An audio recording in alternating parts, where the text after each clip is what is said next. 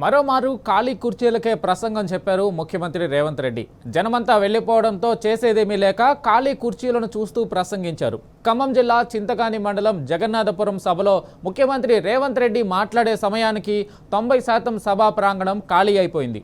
బలవంతంగా తీసుకొచ్చిన డ్వాక్రా సంఘాల మహిళలు సైతం ముఖ్యమంత్రి మాట్లాడకముందే ఇంటిదారి పట్టారు. రైతుల నుంచి పెద్దగా స్పందన కనిపించలేదు. మొత్తం సభలో పాల్గొన్న యువతను వేళ్ల మీద లెక్క పెట్టవచ్చు. నయానో భయానో సభకు వచ్చిన కొద్దిపాటి జనం కూడా ముఖ్యమంత్రి ప్రసంగాన్ని వినకుండా వెనుదిరగడంతో వారిని ఆపడం కాంగ్రెస్ కార్యకర్తల వశం కాలేదు. పోలీసులు కూడా చేతులెత్తేశారు. గ్రామాలకు పంపిన బస్సులు మధ్యాహ్నం నుంచే ఖాళీగా సభా ప్రాంగణానికి చేరుకున్నాయి. పరిసర మండలాల నుంచి కొద్దో గొప్ప వచ్చిన జనం కూడా డిప్యూటీ సీఎం బట్టి విక్రమార్క సుదీర్ఘ ప్రసంగం, పసలేని ఆరోపణలతో విసుగు చెందారు. ముఖ్యమంత్రి బూతులు, కాళేశ్వరంపై పొంతనలేని ఆరోపణలు, తిట్ల దండకాన్ని తట్టుకోలేక వెనుతిరిగి వెళ్లిపోవడం కనిపించింది.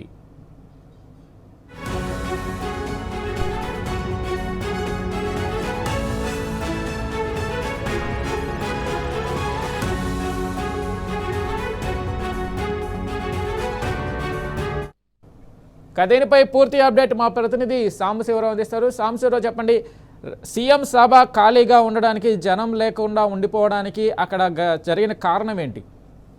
వెంకట్, మరొకసారి ఖాళీ కుర్చీలకే ముఖ్యమంత్రి రేవంత్ రెడ్డి ప్రసంగం చెప్పినటువంటి పరిస్థితి ఖమ్మం జిల్లా చింతకాని మండలం జగన్నాథపురంలో కనిపించింది. కొద్ది గొప్ప నయానో భయానో చుట్టుపక్కల కాంగ్రెస్ కార్యకర్తలు, అట్లాగే డ్వాక్రా సంఘాలకు సంబంధించినటువంటి మహిళా గ్రూపు కార్యకర్తలను తీసుకొచ్చి సభా ప్రాంగణం దగ్గర కూర్చోబెట్టినప్పటికీ సుదీర్ఘమైనటువంటి ప్రసంగాలు, పసలేని ఆరోపణలు.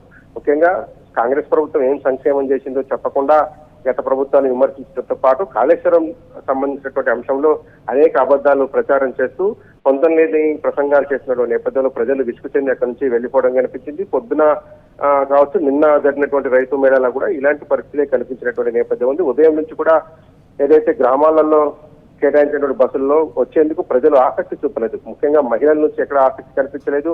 దాంతోపాటు రైతాంగం నుంచి కూడా పెద్దగా స్పందన కనిపించలేదు. యువతను వేళ్ల మీద లెక్క పెట్టించడంతో అంత దారుణమైనటువంటి పరిస్థితి. యువత పెద్దగా ఈ కాంగ్రెస్ సభకు రాలేదు. ప్రజా ఆశీర్వాద సభ పెట్టి గత ముఖ్యమంత్రి కేసీఆర్ ను తిట్టడానికి రేవంత్ రెడ్డి ప్రాధాన్యత ఇచ్చినట్టుగా కనిపించింది. దాంతో పాటు కాళేశ్వరం మీద కావచ్చు, దాంతో పాటు తెలంగాణ రాష్ట్ర వ్యాప్తంగా నిర్మించినటువంటి ప్రాజెక్టుల విషయంలో అబద్ధాలు మాట్లాడటం, బూతులు ప్రసంగిస్తూ సాగినటువంటి ప్రసంగాన్ని ప్రజలు అసహించుకున్నారని చెప్పుకోవచ్చు.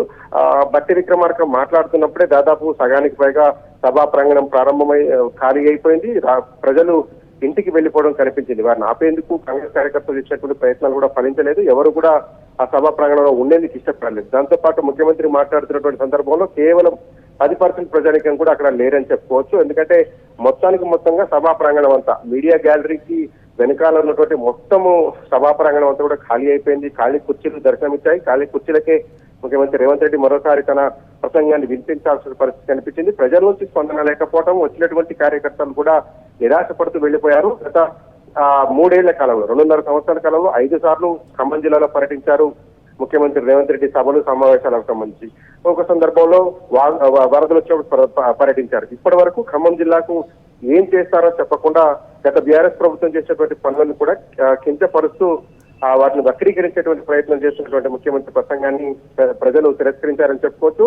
ఆయన మాట్లాడుతుండగానే ఆ ప్రసంగం పూర్తి కాకుండానే మొత్తం సభా ప్రాంగణం ఖాళీ వెళ్ళిపోవడం కూడా దీన్ని నిరసనగా చెప్పుకోవచ్చు. దీంతో ఖాళీ కుర్చీలు ఉన్నటువంటి సభా ప్రాంగణంలోనే ముఖ్యమంత్రి ప్రసంగించి వెళ్లిపోవాల్సి వచ్చింది. తర్వాత ఉదయం నుంచి కూడా గ్రామాలలో ఎక్కడ సందడి కనిపించలేదు. కాంగ్రెస్ కార్యకర్తల ఉత్సాహము, కాంగ్రెస్ కార్యకర్తల ఓవర్ యాక్షన్ తప్ప ఎక్కడ కూడా ప్రజల నుంచి కావచ్చు, యువత నుంచి కావచ్చు, మహిళల నుంచి కావచ్చు ఎక్కడ కూడా పెద్దగా స్పందన కనిపించలేదు. అదే రిఫ్లెక్షన్ సభా ప్రాంగణంలో కనిపించింది. కేవలం డ్వాక్రా మహిళలు, కాంగ్రెస్ కార్యకర్తలు కొద్ది మొత్తంలో వచ్చారు. చుట్టుపక్కల ఉన్నటువంటి ఆ గ్రామాలు, మండల కేంద్రాల నుంచి వచ్చినటువంటి వారు కూడా ఈ సుదీర్ఘమైనటువంటి ఊకతంపుడు ఉపన్యాసాలను భరించలేక బయటకు వెళ్లిపోవడం కనిపించింది. కాంగ్రెస్ కార్యకర్తలు, పోలీసులు కూడా వారిని ఆపే ప్రయత్నం చేసినప్పటికీ కూడా ఫలించలేదు. మొత్తంగా ఖాళీ కుర్చీలకే మరోసారి ప్రసంగం వినిపించాల్సిన పరిస్థితి కనిపించింది. Venkat. Right Sambasivarao, thank you.